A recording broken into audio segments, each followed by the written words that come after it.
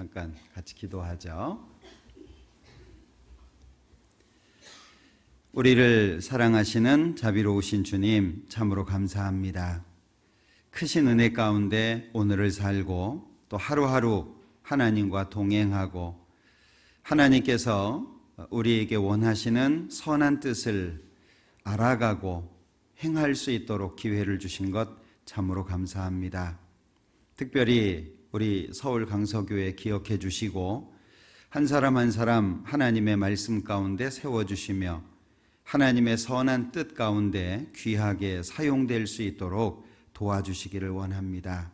주님을 만났을 때 잘하였다 충성된 종아라는 칭찬을 얻을 수 있도록 도와주시고, 비록 이 땅을 살아가는 데 있어서 여러 가지 어려운 일들 또 힘든 일들 많이 있지만 하나님 생각하고 이겨낼 수 있도록 도와주시고 하나님의 영광 앞에 부끄럽지 않는 삶을 살도록 도와주시기를 원합니다.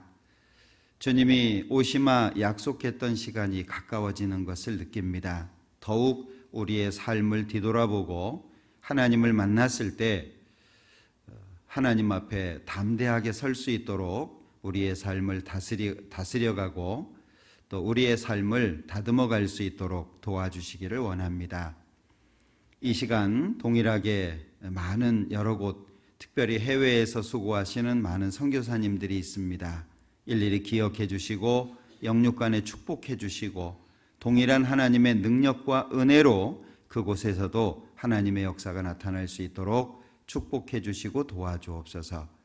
오늘 이 시간 더욱 함께 해 주시고 혹여 우리 가운데 육신적으로, 신앙적으로, 경제적으로 어려움을 겪는 분들이 있다면 하나님께서 친히 함께 하셔서 그 모든 어려움 가운데에서 벗어날 수 있도록 도와주시고 비록 어렵더라도 하나님 의지에서 평강할 수 있도록 도와주시기를 원합니다. 여러 가지 사정들로 인해서 함께하지 못하는 믿음의 식구들 어디에 있든지 지켜주시고 하나님의 사랑과 은혜로 보호해 주시기를 원합니다. 오늘 모든 시간 함께해 주시기를 원하면서 언제나 우리를 사랑하시는 예수님의 이름으로 기도합니다. 아멘. 시편 같이 교독하겠습니다. 시편 30편입니다. 시편 30편 1절부터 끝절까지 제가 한 절 읽고 형제자매님들 한 절 읽고 번갈아 읽겠습니다. 시편 30편입니다. 여호와여, 내가 주를 높일 것은 주께서 나를 끌어내사 내 대적으로 나를 인하여 기뻐하지 못하게 하심이니이다.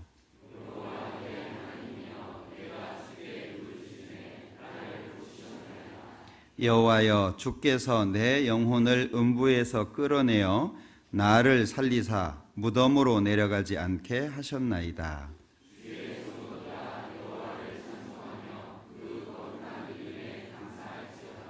그 노염은 잠깐이요 그 은총은 평생이로다. 저녁에는 울음이 기숙할지라도 아침에는 기쁨이 오리로다.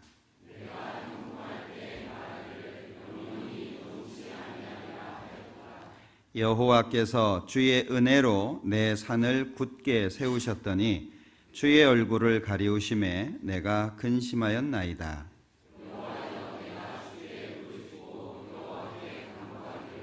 내가 무덤에 내려갈 때에 나의 피가 무슨 유익이 있으리요? 어찌 진토가 주를 찬송하며 주의 진리를 선포하리이까?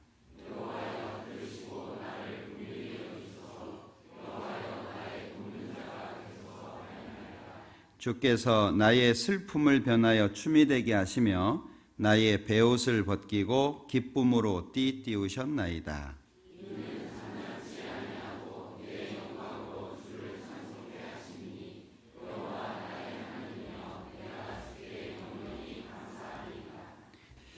성경 찾겠습니다. 구약 성경 이사야서 48장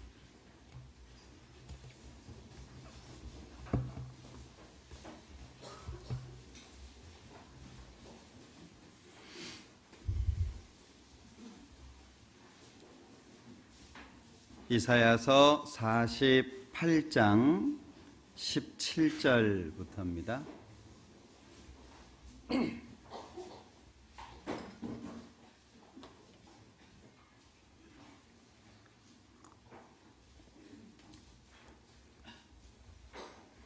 이사야서 48장 17절.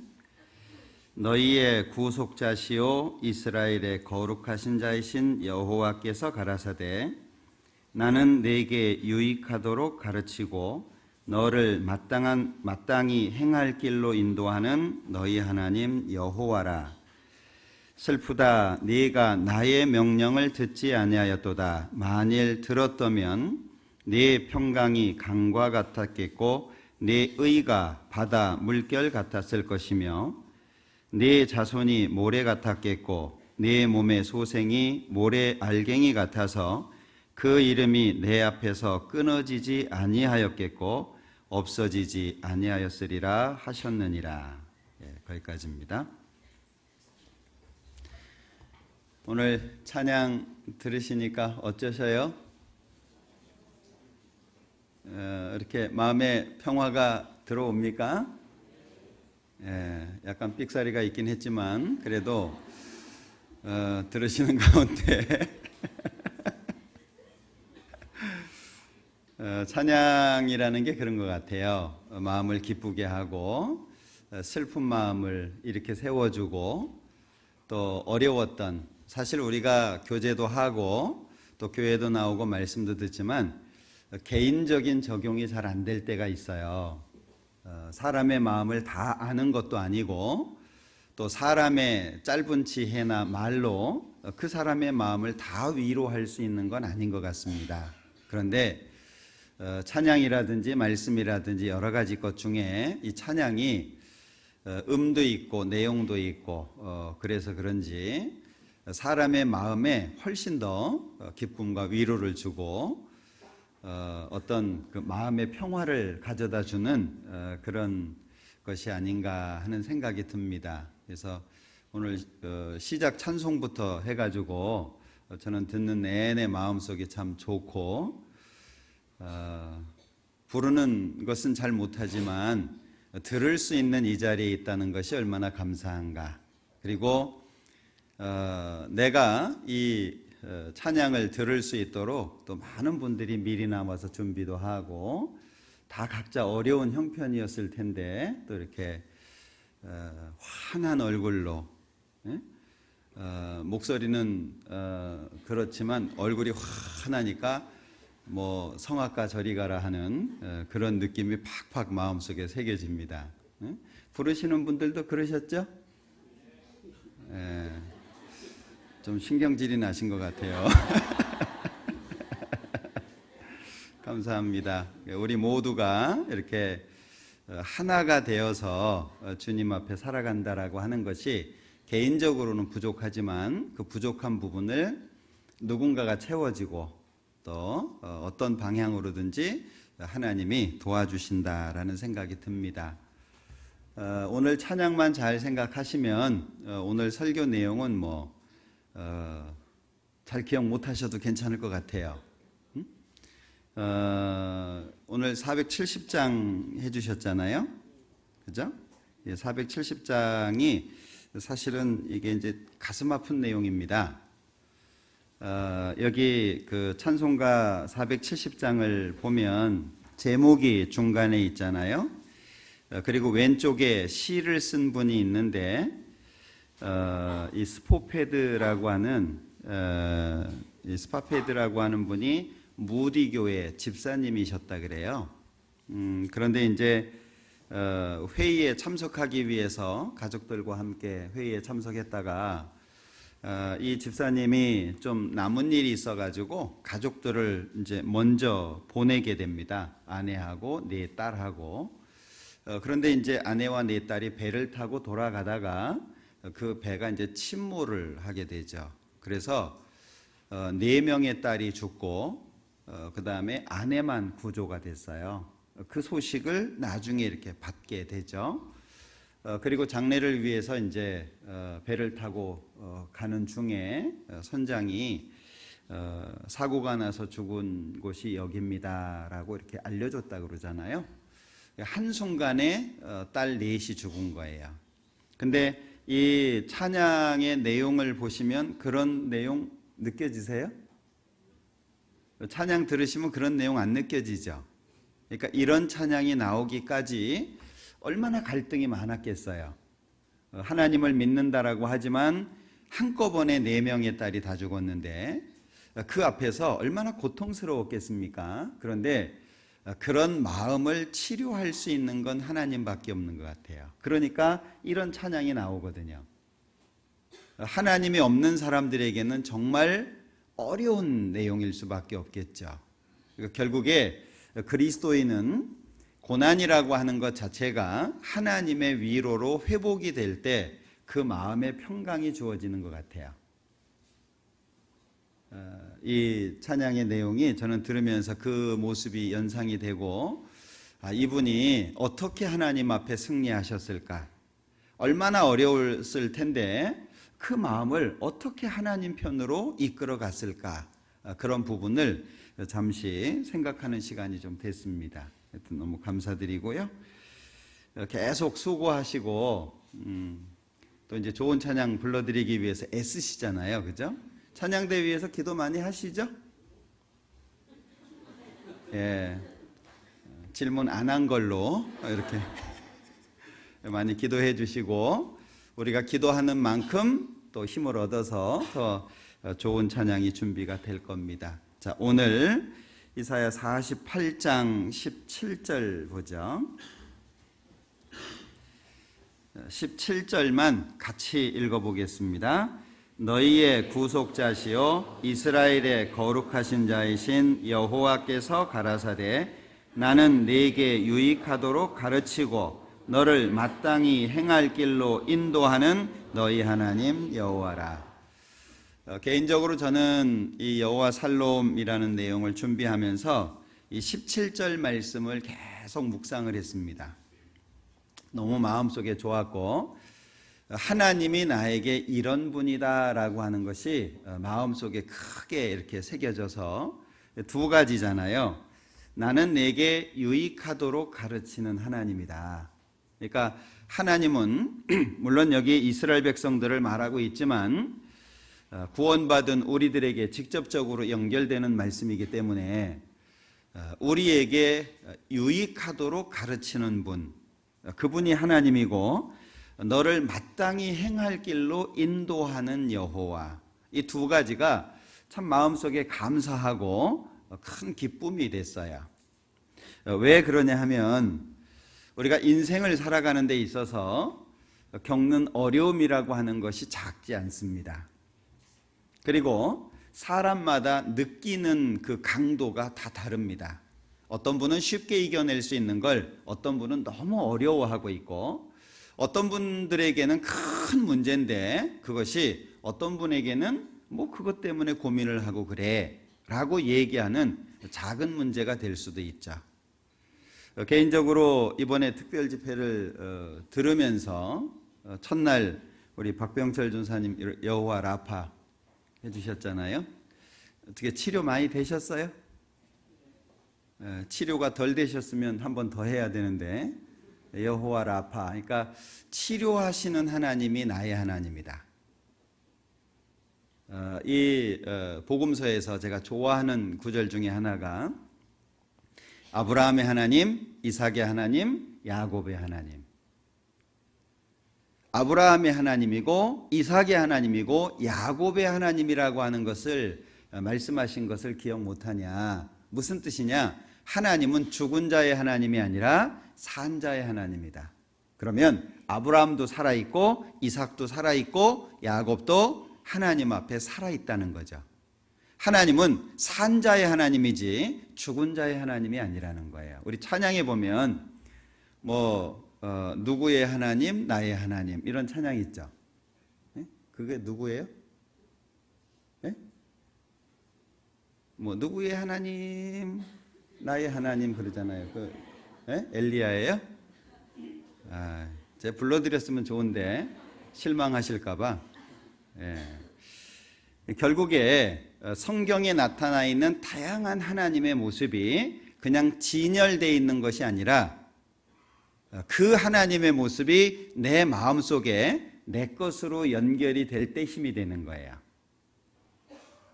우리가 신앙생활이라고 하는 것을 하게 될 때 사실 하나님은 언제든지 위로를 주고 계십니다. 언제든지 함께 계시고 구원받은 사람과 언제든지 곁에 계셔요. 근데 그걸 우리가 느낄 때도 있는가 하면 느끼지 못하는 시간이 많은 거죠. 왜냐하면 엘리야의 하나님이에요. 아브라함의 하나님이고 이삭의 하나님이고 야곱의 하나님이에요. 그럼 나는 그 하나님이 내 하나님이다. 이렇게 될 때 우리가 힘이 되는 거잖아요. 그죠? 그림의 떡이라는 말이 있는데 일주일 굶은 사람이 그림의 떡을 몇 시간 쳐다보면 배가 부를까요?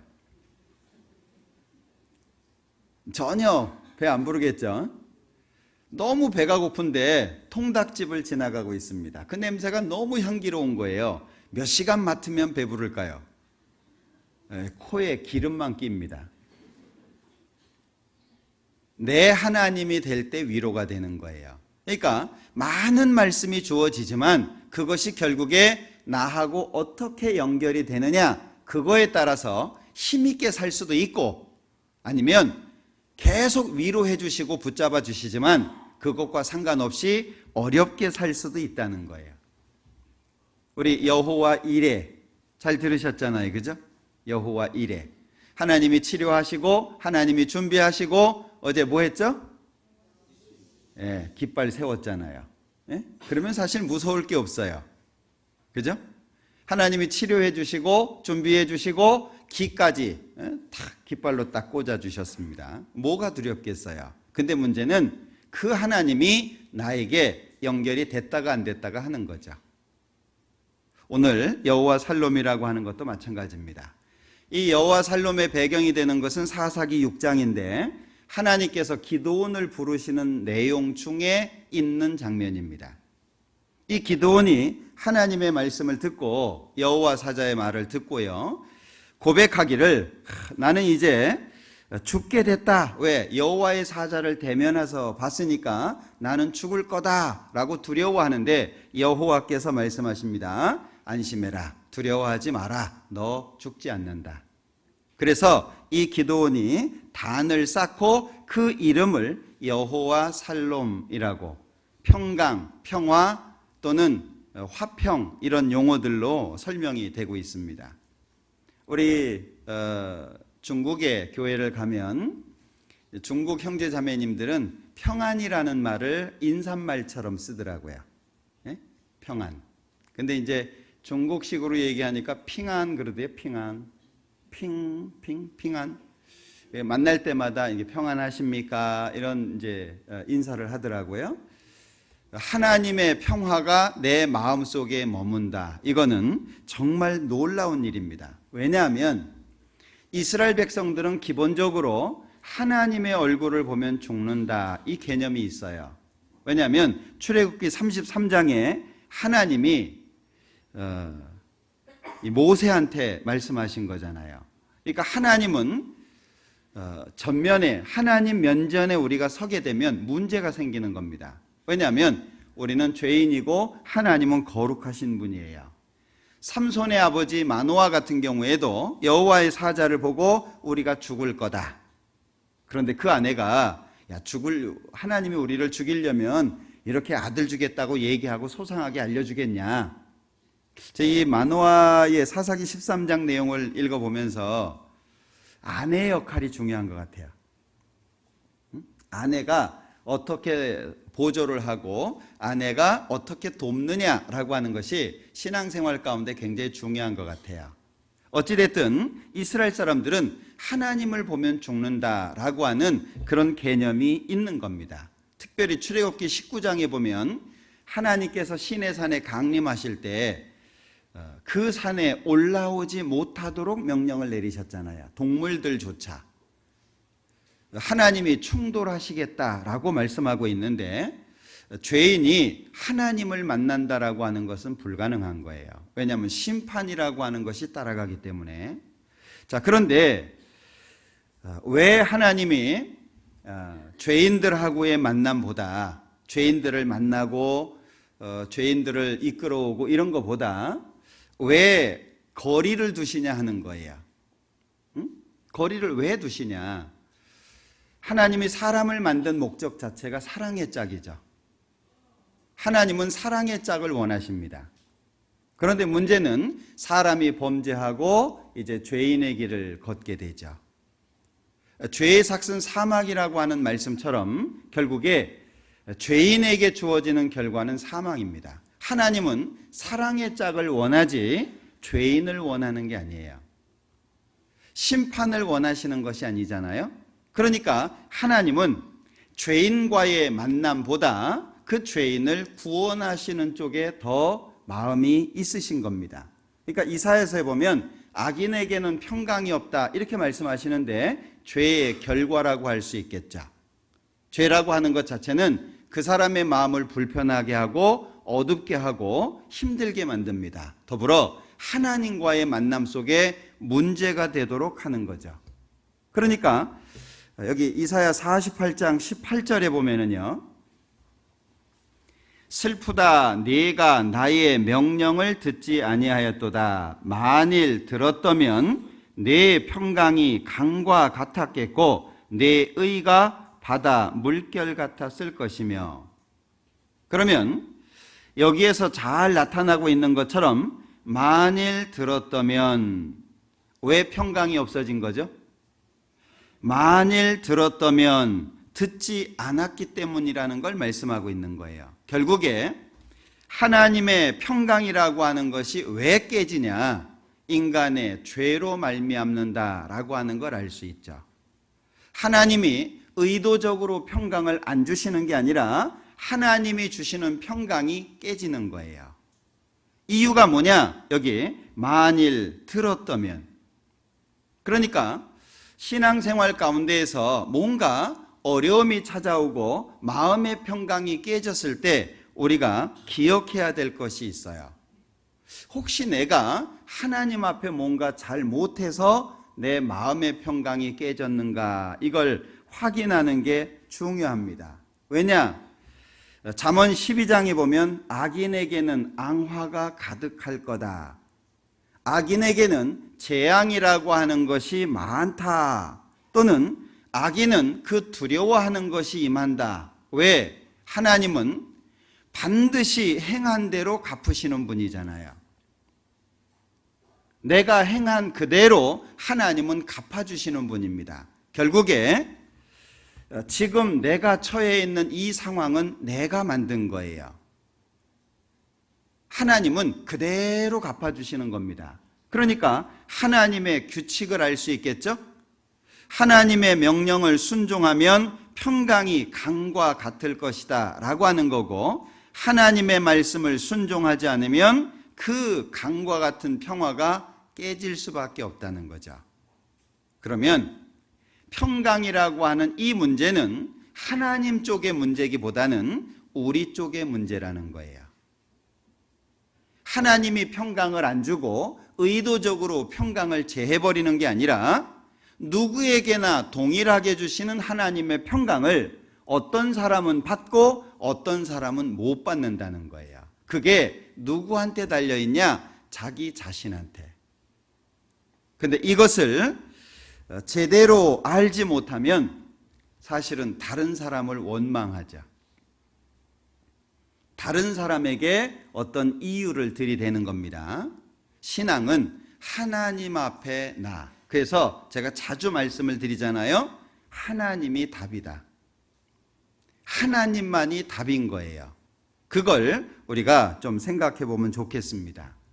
제가 이 평강의 하나님 여호와 살롬을 준비하다가 하나님이 전부 좋은 건 다 갖고 계신 것 같아요. 그게 너무 감사했어요.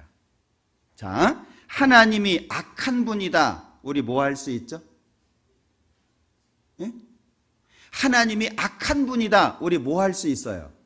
어떤 사람들은요, 하나님 불평합니다. 뭐 불공평하고 뭐 하나님이 악인 좀 용서해 주지 그걸 끝까지 심판한다고, 영원히 심판한다고 그럽니다. 하나님이 이상한 분이라고 얘기하는 분들 많아요. 근데 하나님이 악한 분이라면 어떻게 하실 거예요?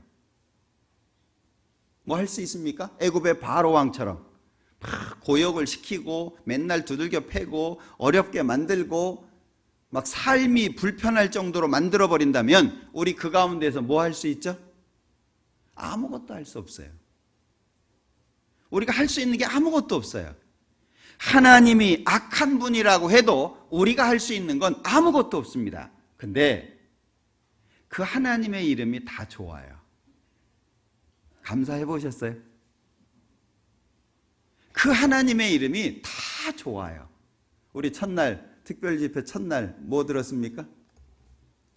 치료하는 하나님. 인생을 살아가는 가운데 아픔들이 많은데 하나님은 치료해 주는 분이라는 거예요. 하나님이 만약에 상처를 계속 후벼 파는 분이라면 넌 죽일 놈이야, 넌 원래 그래, 너는 돌대가리야, 그러면 진짜 애 돌대가리 됩니다. 하나님이 치료하는 분이라는 거예요. 두 번째, 우리 뭐 들었습니까? 우리가 뭔가 계획하고 우리가 뭔가를 준비한다고 해도 부족하기 한이 없습니다. 그런데 하나님이 준비해 주시는 분이에요. 아브라함이 독자 이삭을 바치러 올라갔습니다. 자, 이 제물이, 하나님 앞에 바칠 제물이 그 뿔이 이 수풀에 걸려 있다는 걸 봤겠습니까? 보고 한 얘기가 아니에요. 하나님이 준비할 거다, 자기를 위해서. 그런데 하나님이 진짜 준비해 놓은 거예요. 우리가 준비하지 못한 걸 하나님이 준비해 놓으신다. 하나님이 준비 안 해주신다고 해도 우리 할 말 없어요. 근데 하나님의 이름이 다 좋은 거예요. 어제는 우리 뭐 배웠죠? 기. 기. 왜 우리 중세 영화 같은 거 이렇게 보면은요, 자기 가문을 나타내는 문장을 기에다가 딱 달고 다니잖아요. 그죠? 그런데 우리의 기는 누구예요? 우리 하나님, 우리 예수님입니다. 우리의 기에. 멋지지 않아요? 제가 학교 다닐 때 학교를 나타내는 그 기를요, 이렇게 뭐라고 합니까? 키 큰 애들, 좀 잘난 애들 뽑아가지고 훈련시켜가지고 행진할 때 맨 앞에 딱 이거 걸고 가거든요. 학교를 나타내는 기가 있어요. 그거 한번 들고 싶었는데 결국에 못 들었어요. 멋지게 보이더라고요. 예? 우리 왜 군인들 같은 경우에도 보면은요, 이거 딱 깃발 꽂고 앞에 가면 멋있잖아요. 아니, 한 나라, 아니 한 부대를 나타내는 기를 들고 있어도 자신감이, 그런데 내 기에는 누가 계신 거예요? 하나님이 계시고 예수님이 계신 거예요. 야, 멋지지 않아요? 흥분 안 돼요? 예? 피곤하고 졸려요? 야, 멋지잖아요. 제가 하나님이 악한 분이라고 해도 나는 할 게 아무것도 없는데 그 하나님의 이름이 성경 찾아보면 다 좋아요. 그게 너무 감사했어요. 나는 부족하여도 영접하실 터이니. 그게 너무 감사했어요. 왜냐하면 사람이 보는 입장에서도 부족한 게 많은데 하나님이 보실 때 얼마나 부족한 게 많겠어요. 사람이 봐도 아유 이건 이렇게 할 걸, 아유 이렇게 했으면 더 좋았을 걸, 왜 그랬어, 이렇게 얘기할 수 있는데 하나님이 보시면 얼마나 부족하겠어요. 그런데 찬송가 545장을 좋아하는 이유가 그거예요.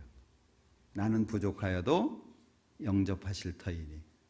그분이 나에게 있다라고 하는 것 자체가 너무 감사했어요. 특히 평강의 하나님이에요. 하나님은 평강이다. 평강의 하나님이 너희와 영원히 함께 거하시기를 원한다. 평강의 하나님이 친히 때마다 일마다 너희에게 평강 주시기를 원한다. 성경에 평강과 관련돼서 하나님의 말씀이 굉장히 많습니다.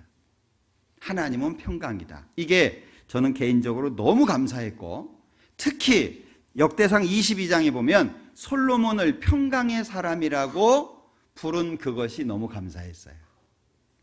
솔로몬을 평강의 사람이라고 부르거든요. 그러니까 하나님은 평강의 하나님이시기 때문에 모든 사람에게 평강 주시기를 원하는 거예요. 하나님은 원하시는 거죠.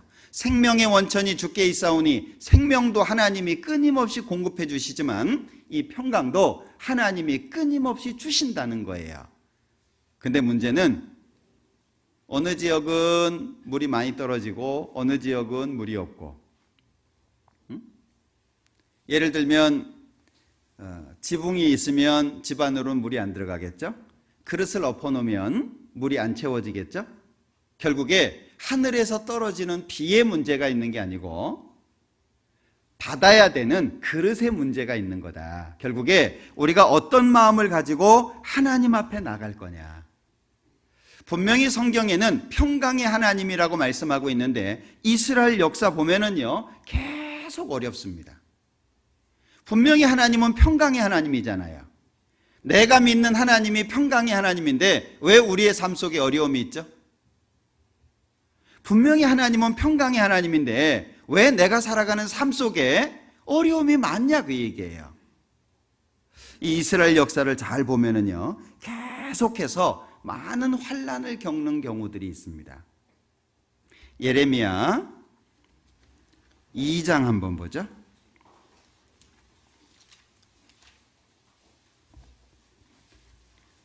예레미야 2장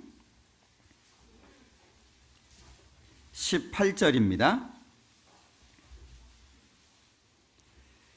네가 시홀의 물을 마시려고 애굽길에 있으면 어찌미며 또 그 하수를 마시려고 아수르 길에 있으면 어찌미뇨.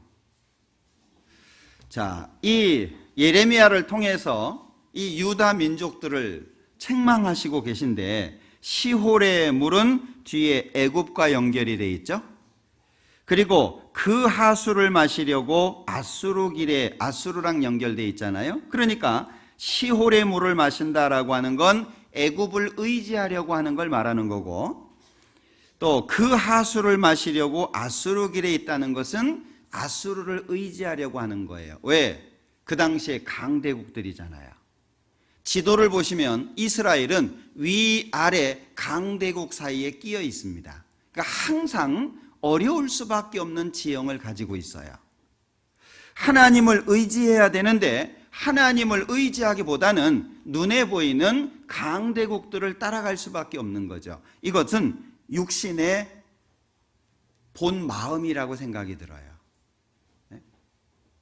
많이 배운 사람 앞에서는 조심스러워지고 못 배운 사람 앞에서는 함부로 하고, 돈 많은 사람 앞에서는 비굴해지고 돈 없는 사람 앞에서는 짓밟고, 그게 사람의 본 마음입니다. 아주 악한 마음이죠.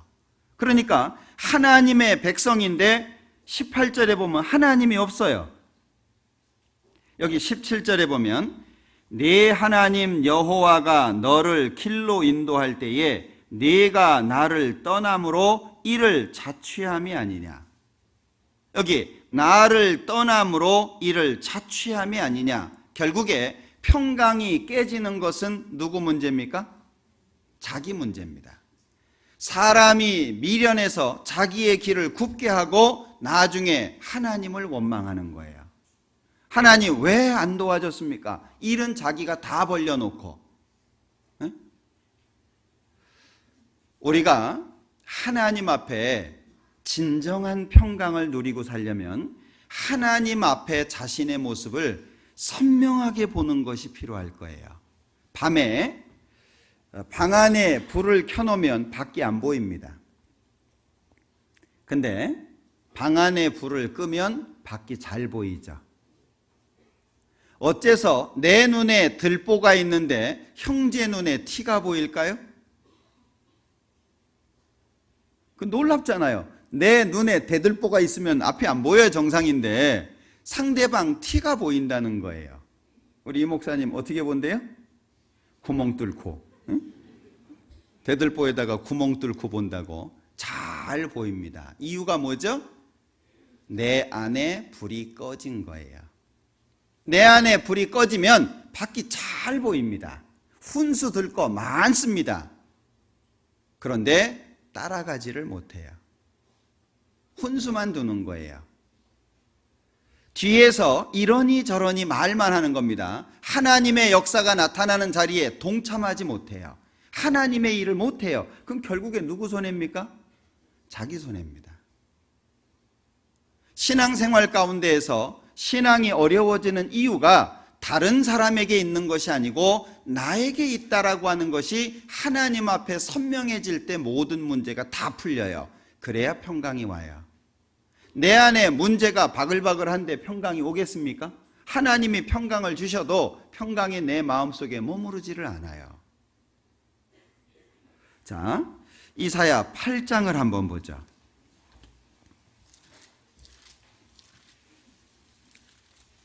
이사야 8장 6절입니다. 여호와께서 다시 내게 일러 가라사대 이 백성이 천천히 흐르는 실로아 물을 버리고 르신과 르말리아의 아들을 기뻐하나니. 여기 이 백성이 천천히 흐르는 실로아 물, 하나님을 이렇게 표현한 겁니다. 하나님은 모든 사람에게 따뜻하고 부드럽고 자비롭고 온유하신 분으로 설명한 거예요. 동물들이 대개 입과 코가 붙어 있죠. 대개 동물들이. 그래서 물살이 급하면 물을 못 먹어요. 왜냐하면 코로 들어가거든요. 그래서 이 몽골 같은 데 가서 이렇게 그림도 보면 잔잔한 물가죠. 물살이 급하면 물을 못 먹습니다. 하나님을 천천히 흐르는 실로아 물이라고 표현하고 있는 거예요. 그런데 이 하나님을 버리고 르신은 아람 왕입니다. 르신과 르말리아의 아들, 이스라엘의 왕인데요. 르말리아의 아들 베가, 이 아들을 기뻐한다. 하나님을 버리고 세력을 의지하고 사람을 의지한다, 그 얘기예요. 그런데 그 세력과 사람이 결국에 위로를 줄 수 있냐? 없습니다. 신앙생활 인정 따라가다 보면 하나님이 거기 안 계세요. 인정이 아니라 우리는 말씀으로 뭉쳐지는 거예요. 그래서 아무리 가까워도 잘못된 부분을 말씀으로 지적해 줄 수 있는 사람이 있으면 그 사람은 행복한 사람입니다. 인정은 거짓을 덮어요. 인정은 불의를 의처럼 봐줍니다. 인정이라고 하는 건 하나님의 뜻이 아닌데도 불구하고 하나님의 뜻처럼 비춰지게 하는 거예요. 인정 따라가면 결국에 하나님이 없습니다. 이 세력을 의지하면 안 돼요. 역대하를 한번 보자. 28장, 역대하 28장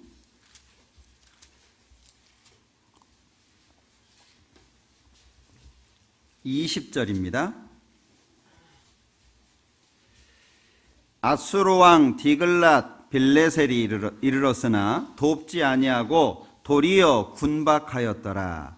아하스가 여호와의 전과 왕궁과 방백들의 집에서 재물을 취하여 아수르 왕에게 주었으나 유익이 없었더라.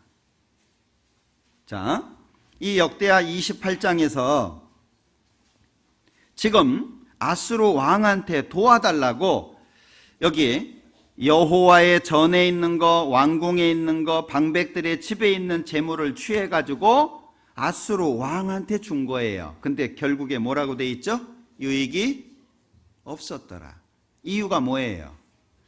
19절, 이는 이스라엘 왕 아하스가 유다에서 망령되이 행하여 여호와께 크게 범죄하였으므로, 같이 읽죠? 여호와께서 유다를 하나님이 낮추시는 거예요. 하나님이 낮추시는 작업을 하나님 생각 안 하고 눈에 보이는 세력을 의지한 겁니다. 그러니 21절 끝에 결국에 도움이 안 되는 거예요. 결국에.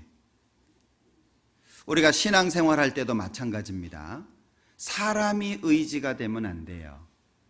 신앙 안에서 잘 살아가는 사람을 닮아가는 건 괜찮습니다.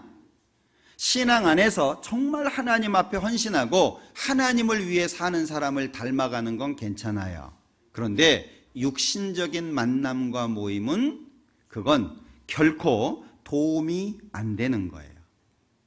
열왕기하 1장을 한번 보죠. 열왕기하 1장 2절입니다.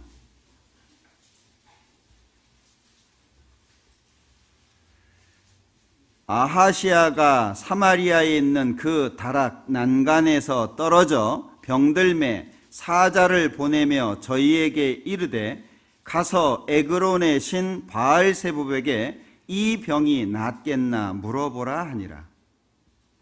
자, 아합이 죽은 후에 1절에 보면 모압이 이스라엘을 배반했다. 당시 상황을 말하고 있죠. 자, 아하시아가 다락 난간에서 떨어집니다. 병이 든 거예요. 그런데 이 아하시아가 하나님께 물어야 되는데 하나님께는 안 묻고 에그론의 신 바알세붑에게 이 병이 나을 수 있냐라고 물어보라고 한 겁니다. 16절 고하되 여호와의 말씀이 네가 사자를 보내어 에그론의 신 바알세붑에게 물으려 하니 같이 읽어보죠. 이스라엘의 그 말을 물을 만한 하나님이 없음이냐? 그러므로 네가 그 올라간 침상에서 내려오지 못할지라 네가 반드시 죽으리라 하셨다 하니라. 이스라엘에 물을 만한 하나님이 없냐? 자, 병이 들었다. 하나님 낫겠습니까? 왜 하나님이 없냐? 분명히 하나님께 물을 수 있는데 왜 아하시아는 하나님께 안 물었냐는 거예요. 이 아하시아가 아합의 아들입니다. 아합이 이스라엘 역사상 가장 악한 왕이라고 불리워지는 사람 중에 하나잖아요. 하나님이 없는 거예요. 결국에 그는 침상에서 내려오지 못하고 죽음을 당하게 됩니다. 자, 나에게는 신앙의 삶 속에 어떤 어려움, 어떤 힘듦 상황 속에서 하나님이 나에게 답이냐? 하나님이 그것이 나에게 해가 된다라고 할지라도 하나님의 답으로 인정할 거냐? 저는 개인적으로 이 말씀을 준비하다가 저 자신을 많이 이렇게 볼 수 있는 기회가 됐어요. 예레미야 4장에 보면 이 백성들, 이스라엘 백성들을 책망하면서 악을 행하기에는 지각이 있으나 선을 행하기에는 무지하도다 이렇게 책망하시거든요. 악을 행하는 쪽으로는 지혜가 많은 거예요. 그런데 선을 행하는 쪽으로는 이 지혜가 없는 겁니다. 무지하다 그랬거든요. 예레미야 8장에서는 왜 이 유다 사람들이 수욕을 받고 경황 중에 잡히냐? 이유가 그들이 나 여호와의 말을 버렸으니 그들에게 무슨 지혜가 있으랴? 결국 하나님의 말씀을 버리면 지혜가 없게 된다라고 하는 거죠. 하나님은 분명히 평강이신데 왜 내 마음속에는 평강이 없냐? 이게 어떤 문제, 누구의 문제냐? 이걸 잘 풀어보면 평강을 얻을 수 있는 좋은 방법들을 발견하게 되실 것 같아요. 서로 내가 실수했다라고 할지라도, 서로 내가 잘못했다라고 할지라도 그것이 복으로 바뀌도록 하나님께서 해 주실 거예요. 그래서 저희 준비하다가 이게 하나님의 말씀을 잘 알아듣는 것도 굉장히 중요하구나. 자, 하나님의 말씀을 하나님의 말씀으로 알아듣는 것이 지혜구나. 근데 하나님의 말씀이 어떤 사람에게는 사람의 말이 될 수 있어요. 그죠? 어떤 사람에게는 전혀 유익이 안 되는 거예요. 제가 이 재미난 글을 보다가 좀 써봤어요. 되게 재밌더라고요. 저는 한참 웃었는데 우리 형제자매님들은 웃길까 모르겠다. 미국에서요, 한 아내가 이제 치과 치료를 받으려고 병원에를 간 겁니다. 근데 이제 병원에 갔더니 의사가 치료하면서 묻는 거예요. 이제 발음이 시원찮더라도 잘 알아들으세요. You have cooked. 너 요리 좀 하냐? 물은 거예요. 그러니까 아내가 of course. 물론. 네. 그러니까 교수가 how many? 얼마나 해? 그러니까 이 아내가 I have a husband. 나 남편 하여튼 어떻게든 연결은 되죠. 남편한테 뭐 해줄 수 있어. 나 남편 있어. 그 얘기를 했어요. 그러니까 이 교수가 막 웃는 거예요. 네? 그러면서 You are so brilliant. 야, 너 참 똑똑하다. 네? 그러니까 이 아내가 뭔 소리인지 모르고 상황을 잘 이해를 못하고 그 이제 의사한테 You are so funny. 너도 참 웃긴다. 왜냐하면 이 아내도 이제 이해가 안 되는 거죠. 왜 교수가, 이 의사가 그렇게 얘기를 하는지. 그러니까 이제 그런 대화를 마치고 한 6개월 정도가 지났대요. 근데 다시 이제 그 병원에 갔는데 그 의사가 그 당시 얘기를 다시 해주는 거예요. 그때 얼마나 웃겼는지 아냐. 너 대답한 거 되게 웃겼어. 그러면서 얘기를 해주는데 이 아내가 잘못 알아들은 거예요, 말을. 이 의사가 뭐라 그랬냐? You have kids. 너 애들 있어? 너 애들 있냐? 이렇게 물은 거예요. 그걸 잘못 알아들어가지고 이제 요리하냐? 이렇게 알아들은 거예요. 그러니까 이제 너 애 있어? 물론 있지. How many? 몇 명이야? 나 남편. 갑자기 남편이 애가 돼버렸죠. 단어 하나 때문에. 예? 이 요리하냐? 애가 있냐? 요 단어 하나 때문에 내용이 어떻게 돼버렸습니까? 완전히 달라져 버렸잖아요. 예? 야, 애 있냐? 몇 명 있냐? 우리 남편. 물론 이제 남편이 애처럼 행동할 때도 있긴 하지만 전 이게 너무 재밌었어요. 별로 재미없으시네요. 아니, 저는 이거 보면서 되게 교훈이 됐어요. 단어 하나 못 알아들은 건데 뒤에 내용이 엉뚱하게 돼버렸잖아요. 우리가 하나님의 말씀도 그런 것 같아요. 하나님의 말씀도 좋은 마음으로, 바른 마음으로 받아들이면 문제가 안 되는데 이게 조금 삐딱한 마음으로, 엉뚱한 마음으로, 상한 마음으로 말씀 들으면은요, 이게 이상하게 풀리는 거예요. 지금 우리 시대는요, 성경이 문화를 이겨야 되는 시대인데 문화가 성경을 이기는 시대입니다. 이해되세요? 성경이 문화를 이겨야 되는 시대인데 문화가 성경을 이기는 시대가 된 거예요.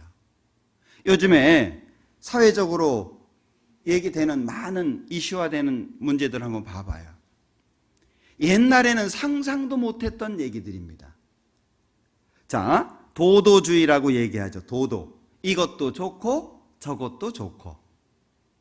그러니까 냐냐주의에서 도도주의로 바뀌었다고 하거든요.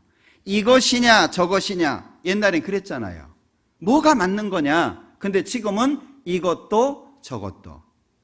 배금주의라고 해가지고 물질 만능 시대가 된 거죠.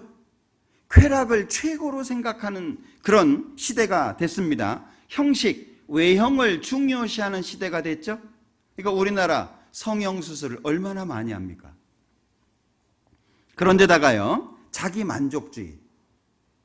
자기가 좋으면 되는 거예요. 자기 중심으로 살아가는 거예요. 옛날에는 사회를 좋게 만들고 이웃을 좋게 만들고 함께 살아가고 그래서 네잎클로바 가지고요 4H 클럽 있었잖아요. 4H 뭐 근면, 자조, 협동, 거시기 해가지고 이렇게 네 가지. 예. 그런 게 중요하게 생각이 됐어요. 근데 지금은 그게 별로 중요하지 않아요.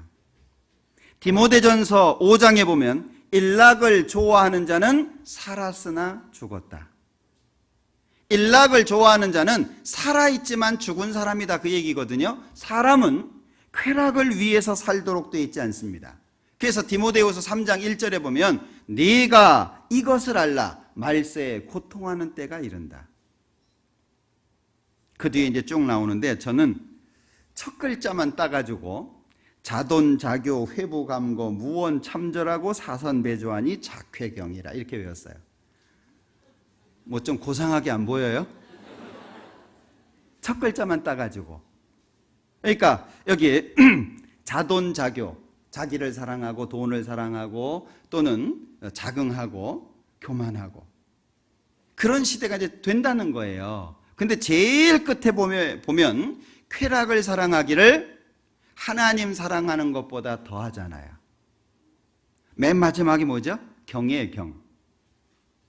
경건의 모양은 있으나 경건의 능력은 부인하는 거잖아요.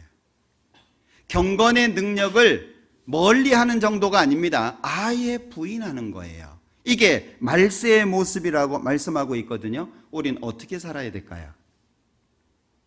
우리는 이 세상의 빛과 소금이라고 말씀합니다. 사는 목적이 뭐냐 하는 거예요. 무엇을 위해서 사냐 그 얘기예요. 내가 하루하루 사는데 흘러가는 시간만 보내면 되는 게 아니잖아요. 제가 예전에 독일에 갔다가 이제 그 동네 마을을 한 바퀴 이렇게 쭉 산책하는 시간이 있었는데 할아버지 한 분이요 흔들 의자에 앉아가지고 햇빛을 쬐는 모습을 봤어요. 연세가 꽤 드셨던 것 같아요. 이렇게 거의 자기 몸을 움직이기가 어려운 모습처럼 보였습니다. 흔들 의자에 앉아가지고 햇빛을 쬐고 있어요. 어떤 의미가 있을까요? 해 지면 들어갈 거예요. 또 해 뜨면 나올 거예요. 해 지면 또 들어갈 거예요. 해 뜨면 또 나올 거예요. 어떤 의미가 있죠? 하나님을 믿는 사람들에게 있어서 나를 통해서 하나님의 역사가 나타나지 않으면 의미가 없는 거예요. 그 하루가 의미가 없어요. 빛이 있으라 빛이 생겼으니까 의미가 있는 거예요. 빛이 실로 아름다운 것이라고 말씀하는데 빛이 있으니까. 만약에 24시간 흘러가는 시간 속에 나를 통해서 하나님의 영광이 나타나지 않는다. 자, 우리 기도 왜 하죠? 기도하고 땡인가요? 기도를 했다면 그대로 해야 돼요. 기도를 했다면 그대로 실천해야 기도가 이루어지는 거예요. 근데 기도만 하죠? 성경 왜 읽어요? 응? 성경 왜 읽어요? 자기 만족을 위해서요? 성경을 읽었다면 읽은 성경을 삶 속에 실천해야 돼요. 실천하지 않는 성경은 아무런 의미가 없어요. 서울대 나왔습니다. 머리가 막 IQ가 300입니다. 모든 걸 다 할 수 있습니다. 외국어도 한 30개 합니다. 근데 써주는 사람이 없어요. 그 외국어 30개 하는 게 무슨 소용이 있죠? 외국어 하나도 못해도 차라리 기술 하나 갖고 있는 게 낫지 않아요?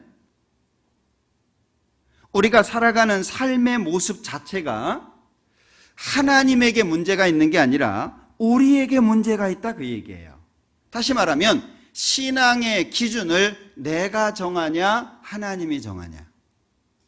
신앙의 기준을 하나님이 정해진 신앙을 우리는 따라가는 거 아닌가요? 우리가 신앙의 기준을 만드는 것이 아닙니다.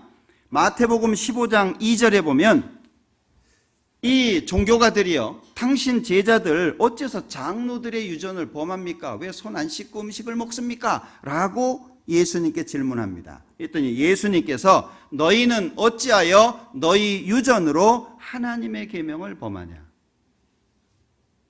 자, 유대 종교가들은 왜 장로들의 유전을 범하냐? 예수님은 너희 유전으로 왜 하나님 말씀 범하냐?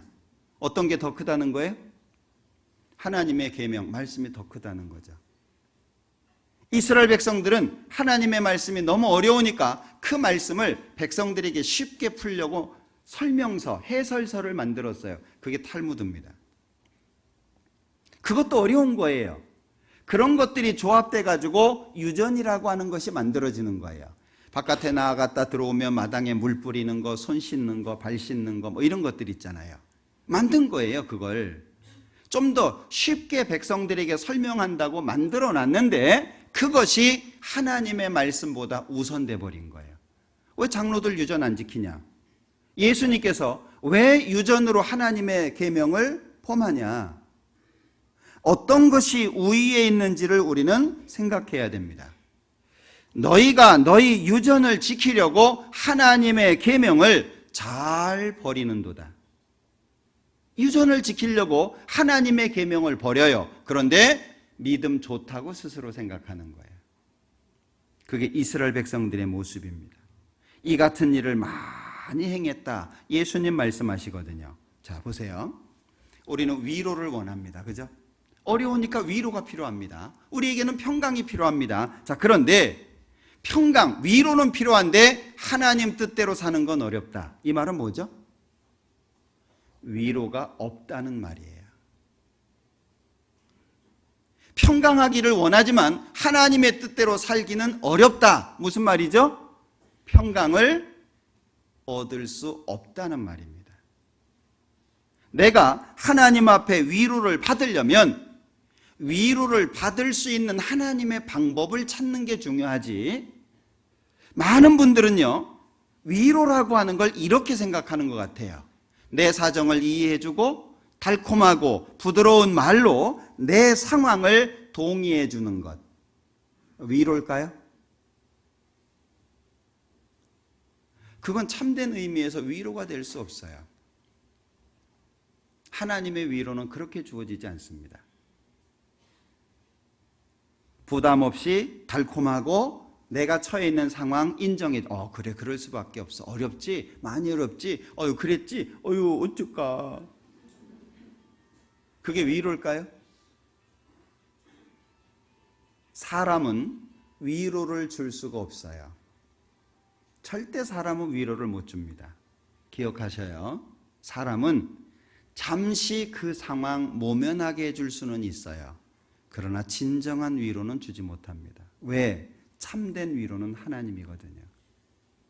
그러니까 평강이신 하나님을 만날 때 내가 평강을 얻을 수 있는 거예요. 그러니 이 평강이라고 하는 것 자체를 내 마음속에 머무르게 하려면 그러면 내가 하나님 앞에 하나님의 방법에 순응하는 게 필요하다 그 얘기예요.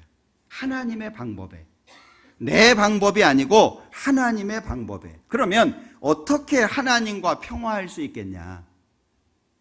베드로 후서 한번 보죠. 자, 베드로 후서 1장.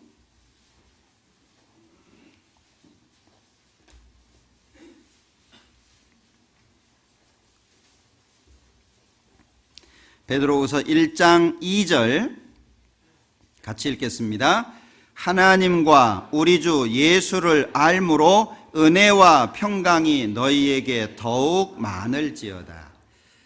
하나님과 우리 주 예수를 알므로 은혜와 평강이 너희에게 더욱 많을지어다. 그러면 하나님의 평강이 언제 주어집니까? 알 때. 아는 게 필요하다 그 얘기죠. 하나님과 우리 주 예수. 참 놀라운 것은요, 분명히 신앙생활 잘했거든요. 어떤 어려움이 닥치면 안 믿는 사람 같은 거예요. 분명히 하나님 믿어왔어요. 분명히 하나님 믿는다고 교회도 잘 나오고 여러 가지 행사에 참여하고 감사하다고 은혜 많이 됐다고 분명히 그런 삶을 살아왔어요. 그런데 어떤 어려움이 딱 닥치면 하나님 안 믿는 사람처럼 판단하고 행동하는 거예요. 왜 그럴까요? 저는 신앙은, 저 개인적으로는 신앙이 뭐냐라고 묻는다면 여러 가지로 말할 수 있지만 신앙은 하나님의 말씀을 내 것으로 만드는 과정이라고 생각을 해요. 신앙은 성경에 있는 거 나하고 상관없어요. 전도인들을 통해서 전해지는 말씀 나하고 상관없어요. 왜? 내가 들을 때 선별하면 되거든요. 기분 나빠요. 안 들으면 돼요. 저 마음에 안 드네? 안 들어오면 돼요. 성경에 있는 말씀이 나하고 무슨 상관이 있습니까? 내 머리에 많은 말씀이 암송되어 있다. 그게 나하고 무슨 상관이 있습니까? 제가 어린 시절 운동을 좀 이렇게 하다 보니까는요, 너무너무 힘든 거예요. 전 하고 싶지가 않은데, 제가 지금 키가 초등학교 5학년 키입니다. 그러니까 그 당시에 좀 컸죠. 그러니까 키 크다는 이유로 선생님이 뽑은 거예요. 야, 너 나와. 제가 한 일주일 이상을 도망을 다녔어요. 전 싫다니까. 근데 막 선생님이 막 강제로 막 시키는 거예요. 막 야단 쳐가며 막 때려가며 그냥 막, 그때는 선생님이 그냥 갑이잖아요. 갑. 예? 나는 초을이고. 어쩔 수 없이 시작한 거예요. 그런데 이제 탁구를 치는데 라켓을 그 나무로 만들어요. 나무로. 그 고무는 없고 라바는 없고 그 나무로 탁구 라켓 모양을 만드는데 보통 라켓보다 한 두세 배 무거워요. 네? 그걸 딱 들고 거울 앞에 딱 세워요. 그리고 폼을 가르쳐 줍니다. 그걸 3개월을 하는 거예요. 500개! 그럼 하는 거예요. 다 했는데 한 번 더 해. 다 했는데요. 한 번 더 해 임마. 그럼 또 계속 물어보면 안 돼요. 맞으니까. 그걸 하고 집에 가잖아요. 그럼 팔이 안 올라가요. 밥을 못 먹어요. 이게 덜덜덜덜덜 떨려가요. 왜냐하면 안 쓰던 근육을 쓰는 거잖아요. 네? 그걸 3개월을 합니다. 3개월을. 공 만졌다. 그러면 그날은 지옥 갔다 오는 날이에요. 공을 못 만져요. 언제 만지냐? 이제 선배들 운동하고 주울 때, 그걸 다시 회수할 때, 주워! 그러면 또 그냥 총알같이 가서 주워야 돼요. 예? 그러니까 물 떠오고, 그 다음에 청소하고, 뭐 이렇게 심부름, 잔심부름 하고, 그 다음에 폼 연습하고. 근데 3개월 딱 끝나잖아요. 공 딱 주면 잘 칩니다. 신기하죠? 한 번도 공 쳐본 적이 없어요. 근데 공 던져주면 잘 칩니다. 예. 제가 그때, 폼생 폼사구나. 폼이 이렇게 중요하구나. 그 기간을 넘어서잖아요. 그러면은요, 자연스럽게 어떤 상황 속에서든지 그 폼이 나와요. 자연스럽게 내가 하려고 하지 않아요. 처음에는 그렇게 폼을 만들려고 의도적으로 하는 거예요. 너무 힘들어요. 그런데 시간 지나가잖아요. 그냥 나와요. 공 보잖아요. 그냥 자세가 나와요. 야, 신기해요. 그래서 이 운동하는 사람들 이렇게 딱 보면 자세만 보면 어느 정도라는 거 감을 알죠. 그죠? 박용관 형제님 잘 아시죠? 딱 보면 알아요. 아유, 저거 뻥이다. 아유, 저거 허당이네. 저 사람 좀 배웠네. 이거 알아요. 딱 보면 알아요. 우리 신앙은요. 우리 신앙은 그렇게 힘들어 본 적이 없는 사람은 신앙을 아예 안 배운 사람하고 똑같아요. 그래서 어려움이 오면 힘든 거예요. 왜? 안 쓰던 근육 썼으니까. 밥을 먹을 때 이게 덜덜덜덜덜 떨린다니까요. 그래서 숟가락을 못 올려가지고 입을 들이대고 먹어요. 이게 안 올라오니까. 우린 그런 과정을 얼마나 겪었을까요? 신앙은 장난이 아닙니다. 성경 많이 외운다고 되는 게 아니에요. 구원받은 시간 오래됐다고 되는 게 아닙니다. 하나님과의 관계를 실질적으로 어떻게 다져왔냐 하는 거예요. 실제적으로. 하나님과의 관계를. 그러면 어려움이 다가와도요, 그 어려움 속에서 마음에 어려움이 오는 건 사실이지만 배후에 하나님이 떠오르게 돼 있어요. 그러면 실수하지 않아요. 발이 급한 사람은 그릇 간다고 했는데 왜 그릇 갑니까? 그릇 가는, 잘못 가는 이유가 뭐예요? 되게 성질 급한 사람 실수 많이 하죠. 그리고 실수하고 후회하고. 그죠? 왜요? 제어할 수 있는 게 없는 거예요. 발이 급하다는 얘기예요. 하나님의 마음속에 새겨져 있으면 어떤 일을 하기 전에 하나님이 떠오르도록 돼 있어요. 그런데 신앙생활을 하는데 하나님이 안 떠오른다. 그러면 이건 문제예요. 왜? 여기 보셔요. 우리 읽었죠? 평강이라고 하는 게 그냥 주어지는 게 아니에요. 하나님과 여기 우리 주 예수 그리스도를 알므로, 아는 게 중요합니다. 이 안다라고 하는 게 머리에 집어넣는 걸 말하는 게 아닙니다. 경험된 지식을 말하는 거예요. 확인한 거예요. 맛을 본 거예요. 아, 맛보니까 진짜네. 이거 경험해 보니까 진짜네. 아, 성경에 있는 말씀이 사실이네. 이것이 삶 속에 경험이 돼야 돼요. 그래야 우리의 삶이 힘찰 수 있어요.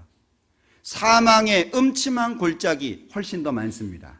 눈물 골짜기 훨씬 많습니다. 상대방에 의해서, 내 잘못에 의해서, 아니면 어떤 여러 환경적인 문제에 의해서 우리는 어려움 많이 겪어요. 앞으로도 겪을 겁니다. 어려움이 없으면 좋겠죠. 그러나 그런 어려움 속에도 우리의 마음에는 평강이 유지되어야 되지 않을까요? 그게 우리의 숙제잖아요. 그죠? 어떤 상황 속에서도 하나님의 평강이 내 마음속에 머무를 수 있다면 우리는 그 어려움을 쉽게 이겨낼 수 있을 거예요. 기억하십시다. 평강은 하나님께로부터 베풀어지는 겁니다. 평강은 하나님께로부터 내려지는 거예요. 우리가 만들어가는 게 아닙니다. 자, 사람들이 생각하는 평강은 무탈의 의미입니다. 무탈, 탈이 없다. 그러니까 가정적인 문제도 안 생기고 건강의 문제도 안 생기고 그냥 평안한 거, 이걸 사람들은 평강이라고 말을 합니다. 그러나 성경에서 말씀하시는 평강은 달라요. 자, 기억하셔요. 성경에 나타난 평강은 평강이신 하나님과의 관계 속에서 결과로 주어지는 거예요.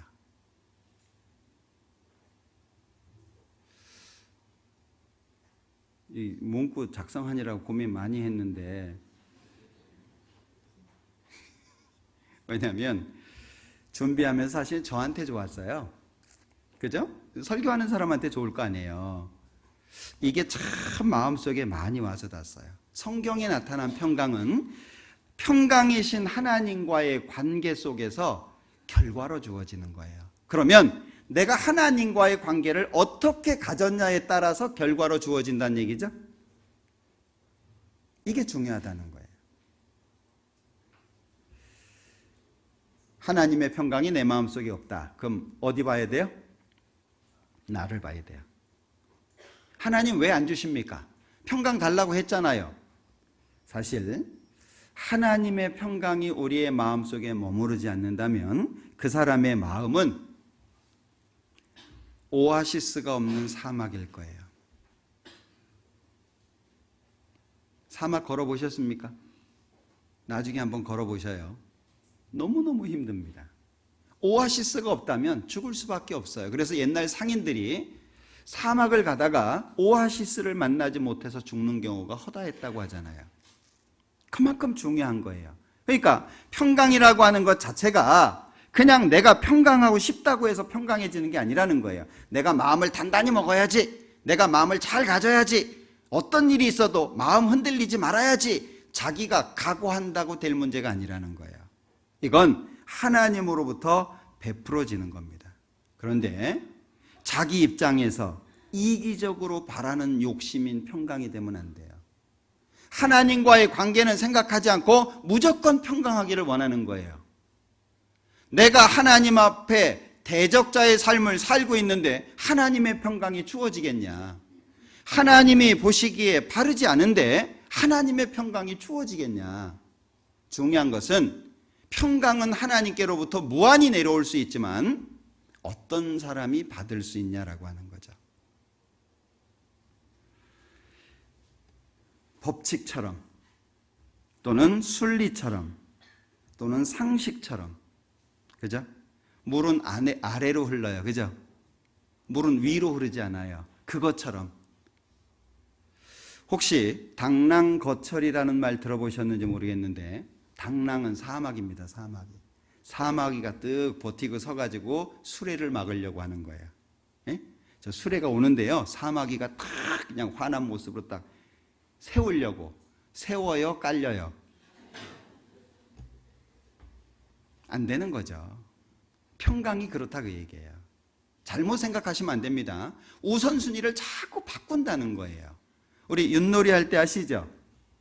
제가 이 문구 이렇게 정해보면서 참 재밌었어요. 저는 도는 개보다 멀리 가지 못하지만 백도보단 멀리 간다. 윷놀이 해보신 분 아시죠? 네? 그게 뭐예요? 규칙이잖아요. 규칙. 법칙이잖아요. 하나님의 평강이 주어지는 게 그 법칙이다, 그 얘기예요. 그러니까 내려주시는 하나님의 기준에 맞을 때 오는 거예요. 왜 사람들이 힘들어합니까? 순리를 거스리니까 힘든 거예요. 물을 거슬러 올라가니까 당연히 힘들죠. 인생 속에 왜 삶이 꼬이고 어려워집니까? 배후에 계신 하나님을 못 봐서 그런 거예요. 사람만 보이거든요. 배후에 계신 하나님이 보여질 때 하나님을 향해서 눈을 들 수 있고, 그래야 그때부터 문제가 풀리도록 돼 있는 거예요. 사람 앞에 죽을 때까지 매달려 보셔요. 절대 그 문제 풀리지 않습니다. 그게 하나님의 방법이라는 거예요. 그래서 이사야서 26장을 한번 보죠.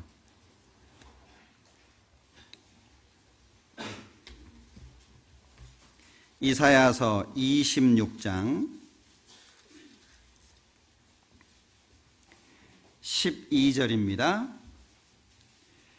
여호와여, 주께서 우리를 위하여 평강을 베푸시오리니 주께서 우리 모든 일을 우리를 위하여 이루심이니이다. 여기 여호와여, 주께서 우리를 위하여 어떻게 하시죠? 평강을 베푸시는 거예요. 우리가 만드는 게 아니에요. 평강이라고 하는 걸 우리가 만들어내는 게 아닙니다. 자, 여기 이사야서 32장을 한번 보죠. 이 말씀 기억하셨으면 좋겠어요. 17절 같이 읽어보죠. 의의 공효는 화평이요 의의 결과는 영원한 평안과 안전이라. 여기 의의 공효, 의가 공포하는 것이 뭐냐? 화평이다. 그리고 의의 결과가 뭐냐? 영원한 평안과 안전이다. 그러면 평안과 안전은 어디로부터 오는 거죠? 의로부터 오는 거예요. 의로부터. 그러면 의를 떠나서는 평안이 없다는 얘기죠? 안전이 없다는 얘기예요. 이 말씀이 제 마음속에 많이 새겨졌어요. 아, 내가 하나님 앞에 하나님과의 관계를 더 바르게 해야 되겠다. 내가 하나님 앞에 하나님의 기준을 더 강화시켜야 되겠다. 하나님의 기준은 어떤 일이 있어도 무너지지 않게 해야 되겠다. 이런 마음이 많이 들었거든요. 의의 결과는 영원한 평안과 안전이라고 말씀합니다. 그래서 이사야서 57장에도 내가 고치리라. 하나님이 고치지 않으면 누가 고쳐줄까요? 하나님이 손대지 않으면 누가 위로해 줄까요? 하나님의 말씀이 아니라면 우리의 마음에 무엇으로 평강이 자리할 수 있을까요? 하나님입니다. 하나님. 답이 하나님이에요. 우리가 하나님을 너무 소홀하게 대하고 있다고 생각하지 않습니까? 우리가 하나님을 너무 가볍게 생각하고 있다라고 생각하지 않습니까? 우리가 하나님을 너무 무시하고 있다고 생각하지 않습니까? 하나님 앞에 우리의 모습을 좀 생각해야 될 거예요. 그러니까 하나님께서 인도하는 길을 따라갈 때 평강이 주어지는 거죠. 시편 37편을 한번 볼게요.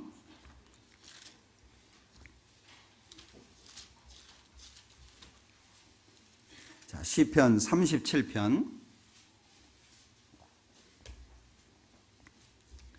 시편 37편 23절입니다.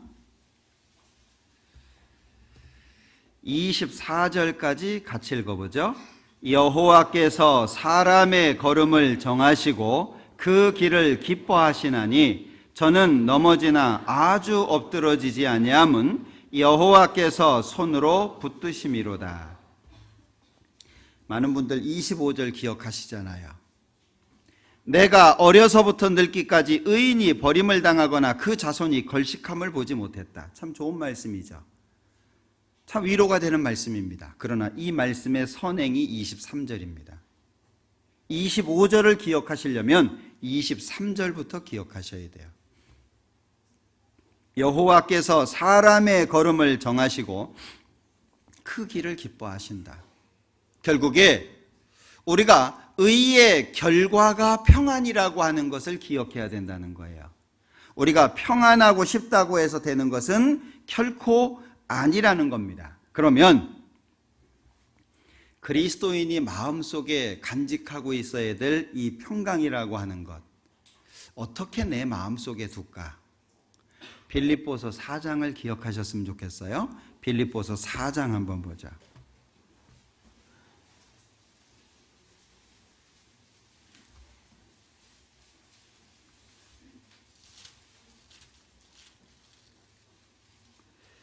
자, 빌립보서 4장 4절부터입니다. 주 안에서 항상 기뻐하라. 내가 다시 말하노니 기뻐하라. 너희 관용을 모든 사람에게 알게 하라. 주께서 가까우시니라. 아무것도 염려하지 말고 오직 모든 일에 기도와 간구로 너희 구할 것을 감사함으로 하나님께 아뢰라. 같이 읽죠? 그리하면 모든 지각에 뛰어난 하나님의 평강이 그리스도 예수 안에서 너희 마음과 생각을 지키시리라. 여기 하나님의 평강이 마음과 생각을 지키시리라. 앞에 뭐가 있죠? 그리하면. 법칙과 같다는 거예요. 하나님의 말씀을 거스리면서 평강할 수는 없습니다. 하나님의 기준을 무시하면서 하나님 앞에 상을 얻기는 어렵습니다. 그러니까 사람이 계속 낮아지는 거예요. 이스라엘 역사 봐봐요. 하나님이 한 번 야단 쳤을 때 돌이키는 경우 별로 없죠. 왜요? 자기 생각하고 안 맞는 거예요. 그렇지만 그래도 자기의 상황이 너무 먼저가 되고 우선이 되는 거예요. 하나님의 말씀으로 바뀌어지기 전에는 그 상황이 절대 안 바뀝니다. 왜? 배후에 하나님이 계시기 때문에 그런 거예요. 우린 이분을 기억해야 돼요. 하나님의 말씀을 떠나서 만약 여기 7절에 그리하면 이라고 하는 것이 없다면, 근데 여기 그리하면이 있잖아요. 4절부터 6절까지를 말씀하시면서 그리하면 하나님의 평강이 주어진다는 거죠. 8절 정말로 형제들아 무엇에든지 참되며 무엇에든지 경건하며 무엇에든지 옳으며 무엇에든지 정결하며 무엇에든지 사랑할 만하며 무엇에든지 칭찬할 만하며 무슨 덕이 있든지 무슨 기름이 있든지 이것들을 생각하라. 9절 같이 읽죠. 너희는 내게 배우고 받고 듣고 본 바를 행하라. 그리하면 평강의 하나님이 너희와 함께 계시리라. 여기도 그리하면이 있죠. 8절부터 8절에 여러 가지 그리스도인들이 갖고 있어야 될 덕목들을 쭉 설명하시면서요. 9절에 너희는 내게 배우고 받고 듣고 본 바를 행하라. 그리하면, 그러면 평강은 뒤에 있는 거죠. 앞에 있는 게 아니고. 근데 우리는 앞에 있길 원한다는 거예요. 내 상황을 생각하지 않고 자꾸 앞에, 마치 어린아이에게 무조건 때를 쓰는 아이처럼.